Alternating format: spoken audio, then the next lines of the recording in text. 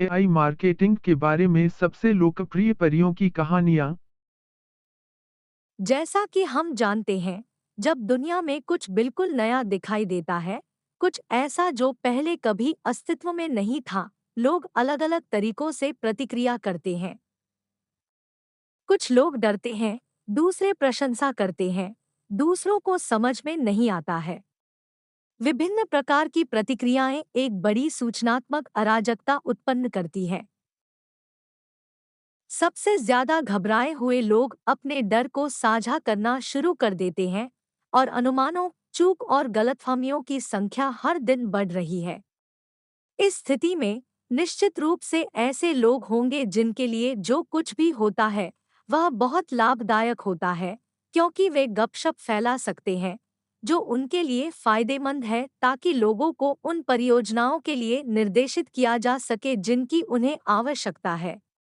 तो यह पता चला है कि डर में लोगों पर संदेह करना जल्दबाजी में निर्णय लेते हैं।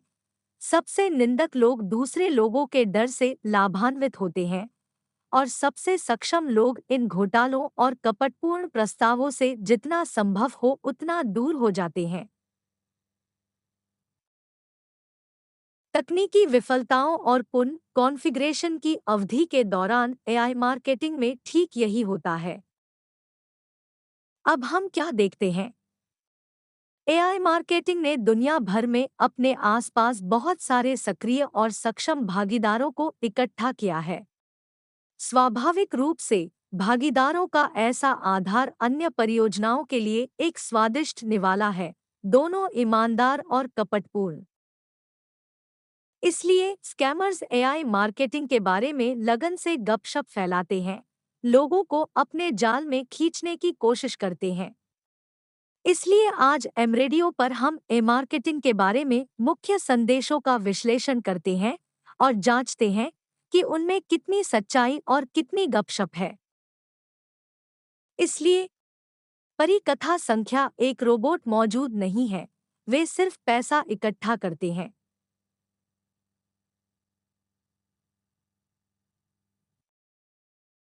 एआई मार्केटिंग साइट से 20,000 स्टोरों में से किसी पर जाते समय तकनीकी रूप से तैयार न किया गया उपयोगकर्ता भी एड्रेस बार में देख सकता है कि वह पहले कैशबैक एग्रीगेटर की साइट पर जाता है और फिर सीधे स्टोर की साइट पर जाता है। इसके अलावा बिक्री अनुभाग में प्रत्येक निवेशक अपने निवेश का उपयोग करके बनाए गए विज्ञापन के कारण यह देख सकता है कि खरीदारी किन दुकानों में हुई। हमने बार बार सबसे बड़े स्टोरों से पूछताछ की है, आली एक्सप्रेस, आईहर्ब और अन्य, इस बारे में कि क्या वे मार्केटिंग के साथ काम करते हैं, और हमेशा एक सकारात्मक उत्तर प्राप्त होता है कि हाँ, मार्केटिंग उनके भागीदारों में से एक है। एक समझदार व्यक्ति समझता है कि नामित स्टोर सबसे बड़े अंतर्राष्ट्रीय निगमों से संबंधित हैं और निश्चित रूप से उनकी व्यावसायिक प्रक्रिया के काम करने के तरीके का जवाब देते हैं, न कि एआई मार्केटिंग या किसी और को खुश करने के लिए। क्या कोई रोबोट है तथाकथित मार्केट बॉट? जैसा कि एआई मार्केटिंग वेबसाइट पर लिखा गया है, मार्केट बॉट एक ऐसी तकनीक है जो आपको उपभोक्ता मांग की भविष्यवाणी करने की अनुमति देती है और फिर इस पूर्वानुमान के परिणामों के अनुसार प्रभावी विज्ञापन अभियान स्थापित किए जाते हैं।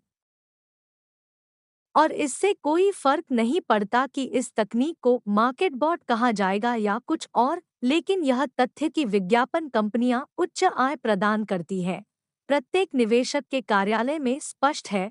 और परिकथा संख्या 7 पर चर्चा करते समय हम इस बारे में अधिक विस्तार से बात करेंगे। हमारे साथ रहें। और अब आइए परिकथा संख्या 2 की ओर मुड़े। यह सब क्रिप्टोकरेंसी की दर पर निर्भर करता है। एक बार जब रूसी अधिकारियों के अवरुद्ध होने के कारण एआई मार्केटिंग अपनी व्यावसायिक प्रक्रिया को पुनः कॉन्फ़िगर कर रहा था, तो उन्हें 1 महीने के लिए भागीदारों को भुगतान निलंबित करने के लिए मजबूर होना पड़ा। 1 महीने बाद भुगतान बहाल कर दिया गया और भागीदारों को इस महीने के लिए पारिश्रमिक प्राप्त हुआ।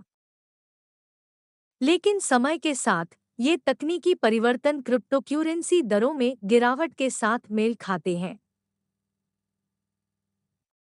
जो लोग यह नहीं समझते हैं कि विज्ञापन व्यवसाय कैसे काम करता है, उन्हें संदेह है कि शायद एआई मार्केटिंग और क्रिप्टो बाजार में होने वाली प्रक्रियाओं के बीच कुछ समान है। इसके अलावा यह संस्करण बड़ी संख्या में दंतकथाओं के साथ ऊंचा हो गया था और आज सबसे लोकप्रिय परियों की कहानियों में से एक है। क्या एआई मार्केटिंग व्यवसाय में क्रिप्टोकरेंसी का उपयोग किया जाता है? हाँ, लेकिन केवल उन भागीदारों द्वारा पैसे जमा करने और निकालने के साधन के रूप में जो इस पद्धति को सबसे सुविधाजनक पाते हैं। परिकथा संख्या 3 में निवेशकों के पैसे से भागना चाहते हैं। यह एक घोटाला है। इस परिकथा को समझने के लिए आइए घोटाले की परियोजनाओं की सबसे विशिष्ट विशेषताओं को याद करें।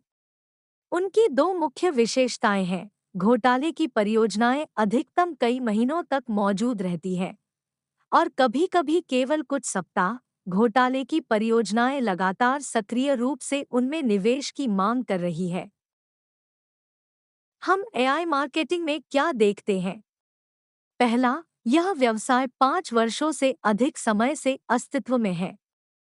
दूसरा, दुनिया भर में लाखों लोग बिना किसी निवेश के एआई मार्केटिंग से पैसा प्राप्त करते हैं। अपनी खरीद से कैशबैक के रूप में। परिकथा संख्या 4 यह एक पिरामिड है। लोग अक्सर एक बहुस्तरीय व्यवसाय और एक पिरामिड योजना को भ्रमित करते हैं। और अगर एमएलएम व्यवसाय में कुछ भी बुरा नहीं है, तो पिरामिड से कुछ तेजी से नकारात्मक निकलता है। क्या आप जानते हैं कि बहुस्तरीय व्यवसाय और पिरामिड योजना के बीच मुख्य अंतर क्या है? एक वास्तविक एमएलएम व्यवसाय में हमेशा एक उत्पाद होता है। यह कुछ भी हो सकता है, सौंदर्य प्रसाधन, स्लिमिंग कॉकटेल या विज्ञापन, जैसा कि एआई मार्केटिंग में है। और इस मामले में व्यापार प्रक्रिया में भाग लेने वालों को पुरस्कृत किया जाता है, क्योंकि ऐसे उत्पाद की बिक्री से लाभ होता है। और सिद्धांत रूप में पिरामिड में कोई उत्पाद नहीं है, बस धन का पुनर्वितरण है, नए शामिल होने वाले प्रतिभागियों से लेकर पहले शामिल होने वालों तक। हमने पहले ही इस तथ्य के बारे में बात की थी कि परिकथा नंबर 1 का विश्लेषण करते समय इस कार्यक्रम में एआई मार्केटिंग का मुख्य उत्पाद इंटरनेट विज्ञापन है। परिकथा संख्या 5 बिना निवेश के धन प्राप्त करना असंभव है। किसी कारण से लोग अपने दोस्तों और दोस्तों से उपहार, स्मृति चिन्ह प्राप्त करने पर बिल्कुल भी आश्चर्यचकित नहीं होते हैं। और एक स्मारिका क्या है? उदाहरण के लिए छुट्टी से और एक दोस्त को भेंट की। यह सिर्फ अच्छे रवैये, इस व्यक्ति के प्रति वफादारी का संकेत है। जब वे अपने नियमित ग्राहकों को उपहार देते हैं, तो कुछ स्टोर खुद को वफादारी की समान अभिव्यक्तियों की अनुमति देते हैं। उच्च प्रतिस्पर्धा के कारण यह उनका मजबूर कदम है।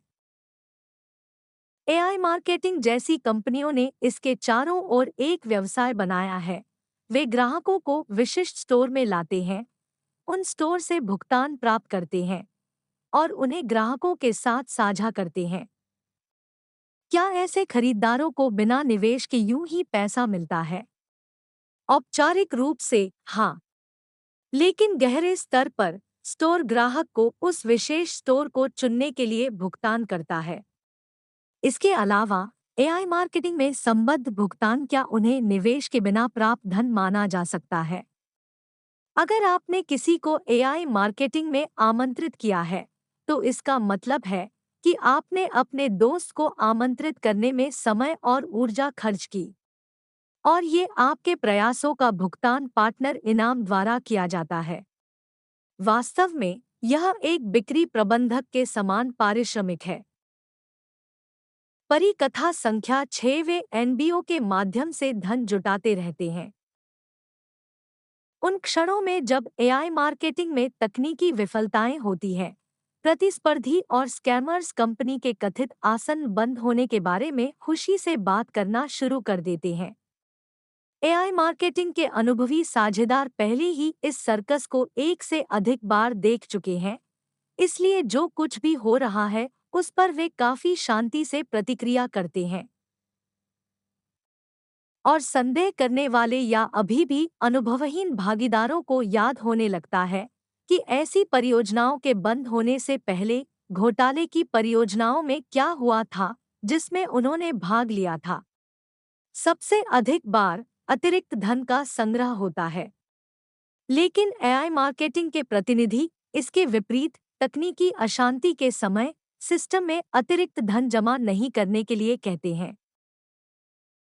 यहाँ ठगों आरोपियों का तर्क टूट जाता है। कैसा है? कोई अतिरिक्त धन उगाहने नहीं है। वहीं एआई मार्केटिंग के पार्टनर आईएनबी नेटवर्क के साथ भी काम करते हैं, जो एआई मार्केटिंग का पार्टनर है। एआई मार्केटिंग में होने वाली प्रक्रियाओं के बावजूद आईएनबी नेटवर्क में भागीदारों को पहले किए गए कार्यों के लिए बोनस प्राप्त करना जारी है। और कभी-कभी इस बोनस को प्राप्त करने के लिए भागीदारों को आंतरिक मुद्रा खरीदने की आवश्यकता होती है। एनबीओ यह वह प्रक्रिया है जिसे द्वेषपूर्ण आलोचक धन के अतिरिक्त संग्रह को कॉल करने का प्रयास करते हैं।